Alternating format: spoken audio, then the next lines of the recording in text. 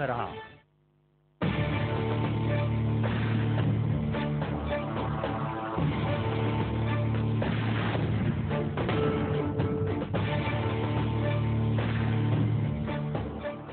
ವಿರಾಮದ ನಂತರ ಪಂಚಾಯತ್ ಪಯಣ ಕಾರ್ಯಕ್ರಮಕ್ಕೆ ಮತ್ತೆ ಸ್ವಾಗತ.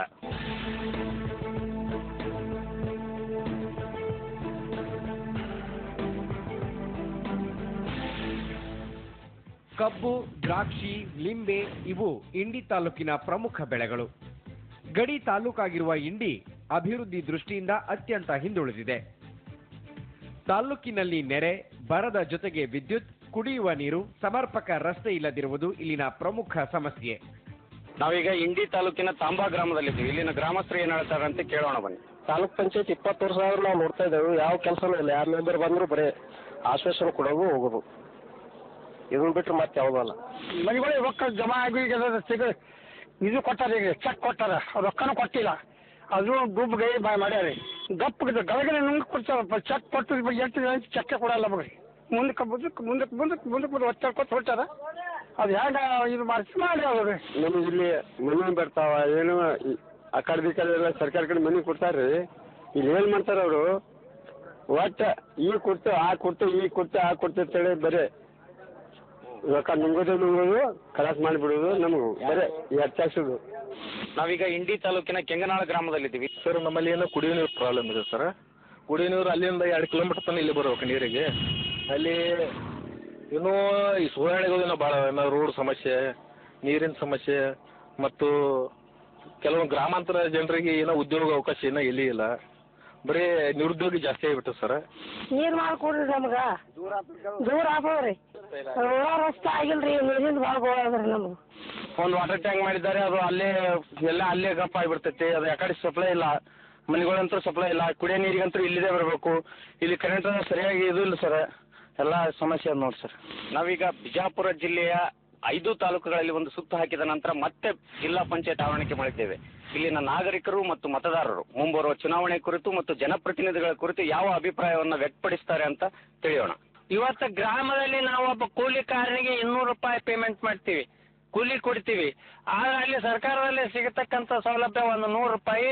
ಹೀಗಾಗಿ ನಮ್ಮ ಜನ, ಬಿಜಾಪುರ ಜಿಲ್ಲೆಯ ಜನ ಹೆಚ್ಚು ಗುಳೆ ಕಟ್ಕೊಂಡು ಹೋಗ್ಲಿಕ್ಕೆ ಅವಕಾಶ ಮಾಡಿಕೊಟ್ಟಂಗಾಗ್ಯದ. ಇದನ್ನ ಯಾವುದೇ ಸರ್ಕಾರಗಳು ಬಂದ್ರೂ ಕೂಡ ನಿಲ್ಲಿಸಬೇಕು. ಒಂದ್ ಕಡೆ ಸರ್ವಜ್ಞ ಹೇಳ್ತಾರೆ, ದಂಡು ಇಲ್ಲದ ಅರಸು, ಕುಂಡವಿಲ್ಲದ ಹೋಮ, ಬಂಡಿ ಇಲ್ಲದ ಬೇಸಾಯ, ಪಂಚಾಯತ್ ವ್ಯವಸ್ಥೆ ಇಲ್ಲದ ರಾಜ್ಯ, ತಲೆ ಹೋದ ಮುಂಡದಂತಿಕ್ಕು ಸರ್ವಜ್ಞ ಅಂತಕ್ಕಂಥ ಒಂದು ಅಭಿಪ್ರಾಯವನ್ನು ವ್ಯಕ್ತಪಡಿಸ್ತಾರೆ ಅವರು. ಈ ಯುವಕರು ಬಂದು ಆ ರಕ್ತ ಆಗಿ ಈ ಪಂಚಾಯತ್ ಶರೀರವನ್ನ ಅವರು ಗುಣಪಡಿಸಿದ್ರೆ ಪಂಚಾಯತ್ ಶರೀರಕ್ಕೆ ಒಂದು ಬಲವನ್ನು ತಂದು ಕೊಟ್ಟದ್ದೇ ಆದ್ರೆ ಮಹಾತ್ಮ ಗಾಂಧೀಜಿಯವರು ಕಂಡಿರ್ತಕ್ಕಂಥ ರಾಮರಾಜ್ಯದ ಕನಸು ನನಸಾಗೋದ್ರಲ್ಲಿ ಯಾವುದೇ 2 ಮಾತಿಲ್ಲ ಅಂತಕ್ಕಂಥ ಅಭಿಪ್ರಾಯ ನಂದು. ಈ ಮಹಿಳಾ ಮೀಸಲಾತಿ ಬಂದಿರುವುದರಿಂದ ಬಹಳಷ್ಟು ಅನಕ್ಷರಸ್ಥ ಮಹಿಳೆಯರು ಇವತ್ತು ಜಿಲ್ಲಾ ಪಂಚಾಯತಿಯಲ್ಲಿ ಕಣದಲ್ಲಿ ಉಳಿದಿದ್ದಾರೆ.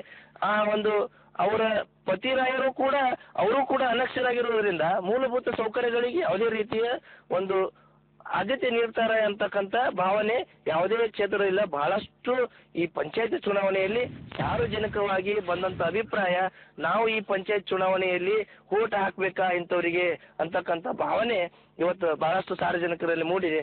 ಕ್ಷೇತ್ರದ ಮತದಾರರು ಏನು ತಮ್ಮ ಅಮೂಲ್ಯವಾದ ಮತವನ್ನು ಉತ್ತಮ ವ್ಯಕ್ತಿಗಳಿಗೆ ಮತವನ್ನು ಕೊಟ್ಟರೆ ಮಾತ್ರ ರಾಮರಾಜ್ಯದ ಕನಸು, ಅಬ್ದುಲ್ ಕಲಾಂ ಅವರ ಕನಸು, ಗಾಂಧೀಜಿಯವರ ಕನಸು ಬಹುಶಃ ನನಸಾಗ್ತದಂತ ಭರವಸೆಯನ್ನ ಈ ಸಂದರ್ಭದಲ್ಲಿ ನಾನು ವ್ಯಕ್ತಪಡಿಸ್ತೀನಿ.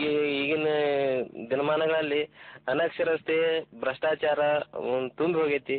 ಯಾರು ಕೆಲಸ ಮಾಡ್ಬೇಕಂತೇಳಿ ಜಿಲ್ಲಾ ಪಂಚಾಯತಿಗೆ, ತಾಲೂಕ್ ಪಂಚಾಯತಿಗೆ ಬರಾಕತ್ತಿಲ್ಲ. ತಮಗೆ ಎಷ್ಟು ಅನುಕೂಲ ಆಗ್ತೈತಿ, ತಮ್ಮ ಮನೆ ಎಷ್ಟು ತುಂಬತೈತಿ, ಅದರಿಂದ ಯಾವ ಯೋಜನೆದಾಗ ಎಷ್ಟು ಪರ್ಸೆಂಟೇಜ್ ನನಗೆ ಕಮಿಷನ್ ಸಿಗ್ತೈತಿ ಅಂತ ಯೋಜನೆಗಳನ್ನೇ ಜಾರಿ ತರಕತ್ತ. ಈಗಿನ ಒಂದು ಜಿಲ್ಲಾ ಪಂಚಾಯತ್ ಚುನಾವಣೆ ಬಗ್ಗೆ ಹೇಳ್ಬೇಕಂತ ಅಂದ್ರೆ ಯಾವುದೇ ಜನಪ್ರತಿನಿಧಿ ಆಗಿರ್ಬೋದು, ತಮ್ಮ ಅನುಕೂಲ ಮಾಡ್ಕೊಂತಾರೆ ಹೊರತು, ತಮ್ಮ ಅಭಿವೃದ್ಧಿ ಮಾಡ್ಕೊಂತಾರೆ ಹೊರತು ಯಾವುದೇ ಒಂದು ಕೆಲಸಗಳು ಮಾಡಲ್ಲ, ತಮ್ಮ ಅಭಿವೃದ್ಧಿ ಮಾಡ್ಕೊಂತಾರೆ. ಈಗಂತೂ ಯಾವುದೇ ಗ್ರಾಮದಲ್ಲಿ ತಗೊಳ್ಳಿ, ಯಾವುದೇ ರಸ್ತೆಗಳ ಅಭಿವೃದ್ಧಿ ಇಲ್ಲ, ಕುಡಿಯೋ ನೀರಿನ ವ್ಯವಸ್ಥೆ ಇಲ್ಲ, ಏನಿಲ್ಲ. ಅದಕ್ಕೆ ಈಗ ಏನ್ ಮಾಡ್ಬೇಕಪ್ಪ ಅಂದ್ರೆ ಎಲ್ಲ ಯುವಕರನ್ನ ಆರಿಸ್ತಾ ಇರ್ಬೇಕು ಅಂತ ನಾನು ಕೇಳ್ಕೊಂತೀನಿ. ನಮ್ಮ ದೇಶ ಅಭಿವೃದ್ಧಿ ಹೊಂದಬೇಕಾಗಿತ್ತಪ್ಪ ಅಂದ್ರೆ ಏನು ಬೇಕು, ಹಳ್ಳಿಗಳ ಅಭಿವೃದ್ಧಿ ಆಗ್ಬೇಕು. ಹಳ್ಳಿಗಳ ಅಭಿವೃದ್ಧಿ ಆಗ್ಬೇಕಾಯ್ತಂದ್ರೆ ಗಾಂಧೀಜಿಯವರ ಕನಸು ಗ್ರಾಮ ಸ್ವರಾಜ್ಯ ಆಗ್ಬೇಕು. ಹೀಗಿರತಕ್ಕಂಥ ಒಂದು ಜನಪ್ರತಿನಿಧಿಗಳು ಹೆಂಗಿರ್ಬೇಕಪ್ಪ ಅಂದ್ರೆ ಅರ್ಹತೆಯನ್ನ ಗುರುತಿಸ್ಬೇಕು. ಅರ್ಹತೆ ಇದ್ದಾಗ ಮಾತ್ರ ಅವ್ರು ಏನ್ ಮಾಡ್ತಾರಪ್ಪ ಅಂದ್ರೆ ಸಮಸ್ಯೆಗಳನ್ನ ಅರಿತುಕೊಂಡಂತ ಸಮಸ್ಯೆಗಳನ್ನ ಸರ್ಕಾರಕ್ಕೆ ಮುಟ್ಟಿಸ್ತಾರೆ. ಸರ್ಕಾರದಿಂದ ಬಂದ ಯೋಜನೆಗಳು ಏನ್ ಮಾಡ್ತಾರಪ್ಪ ಅಂತಂದ್ರೆ ಗ್ರಾಮಗಳಿಗೆ ಅದನ್ನ ಜಾರಿ ತರಲಿಕ್ಕೆ ಅವರು ಸಮರ್ಪಕವಾದ ಕೆಲಸ ಮಾಡ್ತಾರೆ. ಈಗ ಪಾರ್ಟಿ ಟಿಕೆಟ್ ವ್ಯವಸ್ಥೆ ಹೇಗಿದೆ ಅಂದ್ರೆ ಯಾರು ಅಧಿಕಾರದಲ್ಲಿ ಇದ್ದವರಿಗೆ ಟಿಕೆಟ್ ಕೊಡಲ್ಲ, ಅಂದ್ರೆ ಸರಿಯಾಗಿ ಕೆಲಸ ಮಾಡೋರಿಗೆ ಟಿಕೆಟ್ ಕೊಡಲ್ಲ. ಟಿಕೆಟ್ ಅಂತವ್ರಿಗೆ ಕೊಡ್ತಾರಂದ್ರ ದುಡ್ಡು ಜಿಲ್ಲಾಧ್ಯಕ್ಷರಿಗೆ ಯಾರು ಕೊಡ್ತಾರ ಅವ್ರಿಗೆ ಟಿಕೆಟ್ ಕೊಡ್ಲತ್ತಾರ ಈಗಿನ ಕಾಲದಲ್ಲಿ. ಆ ವ್ಯವಸ್ಥೆ ಮೊದಲು ಬಂದ್ ಮಾಡಬೇಕು. ಇದು ಎಲ್ಲಾ ಪಾರ್ಟಿಗಳು ಕೊಡೋ ಸಂದೇಶ. ಕೇವಲ ಕಾಗದ ರೂಪದೊಳಗೆ ಅಷ್ಟೇ ಅದಾವು, ಆದ್ರೆ ಅವನ್ನ ಇಂಪ್ಲಿಮೆಂಟ್ ಮಾಡೋ ಸಲುವಾಗಿ ಈ ನಾವು ಆರಿಸಿ ಕಳಿಸುವಂತ ಜನಪ್ರತಿನಿಧಿಗಳು ಜಿಲ್ಲಾ ಪಂಚಾಯತ್ ಆಗಲಿ ತಾಲೂಕ್ ಪಂಚಾಯತ್ ಆಗಲಿ ಯಾವುದೋ MLA ಆಗಲಿ MLC ಆದ್ರೆ ಅವನ್ನ ಅನುಷ್ಠಾನಗೊಳಿಸಲು ಪ್ರಾಮಾಣಿಕ ಪ್ರಯತ್ನವನ್ನು ಮಾಡಿ ಜನರಿಗೆ ತಲುಪಿಸ್ತಕ್ಕಂಥ ವ್ಯವಸ್ಥೆಯನ್ನು ಮಾಡಾಕತ್ತಿಲ್ಲ. ಬರುವ ಜಿಲ್ಲಾ ಪಂಚಾಯತ್ ಹಾಗೂ ತಾಲೂಕ್ ಪಂಚಾಯತ್ ಚುನಾವಣೆಗಳು ಏನಪ್ಪಾ ಅಂದ್ರೆ ಯಂಗ್ಸ್ಟರ್ಸ್ ಅಂದ್ರೆ ಯುವಕರನ್ನ ಆರಿಸಿ ಕಳಿಸುವಂತ ವ್ಯವಸ್ಥೆಯನ್ನು ಮಾಡಿದಲ್ಲಿ ಒಂದು ಒಳ್ಳೆ ಭವಿಷ್ಯವನ್ನು ನಿರ್ಮಾಣ ಮಾಡ್ಲಿಕ್ಕೆ ಸಾಧ್ಯ ಆಗ್ತದೆ ಅಂತೇಳಿ ನನ್ನ ಅಭಿಪ್ರಾಯ.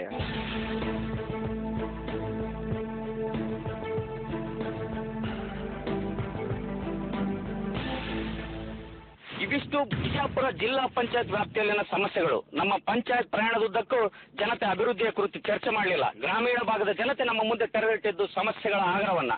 ಈ ಹಿಂದೆ ಆಯ್ಕೆಯಾದಂತಹ ಜನಪ್ರತಿನಿಧಿಗಳು ಕನಿಷ್ಠ ಮೂಲಭೂತ ಸೌಕರ್ಯಗಳನ್ನ ಒದಗಿಸಿ ಕೊಟ್ಟಿಲ್ಲ ಅನ್ನೋದು ನಮ್ಮ ಮುಂದೆ ಕಂಡಂತ ಸತ್ಯ. ಮುಂಬರುವ ಜನಪ್ರತಿನಿಧಿಗಳು ಈ ನಿಟ್ಟಿನಲ್ಲಿ ಕಾರ್ಯಪ್ರವೃತ್ತರಾಗಬೇಕಿದೆ. ಕ್ಯಾಮರಾ ಪರ್ಸನ್ ಸಂಗಮೇಶ್ ಕುಂಬಾರ್ ಜೊತೆ ರಾಜು ಪಾಟೀಲ್, ಸುವರ್ಣ ನ್ಯೂಸ್ 24/7 ಬಿಜಾಪುರ.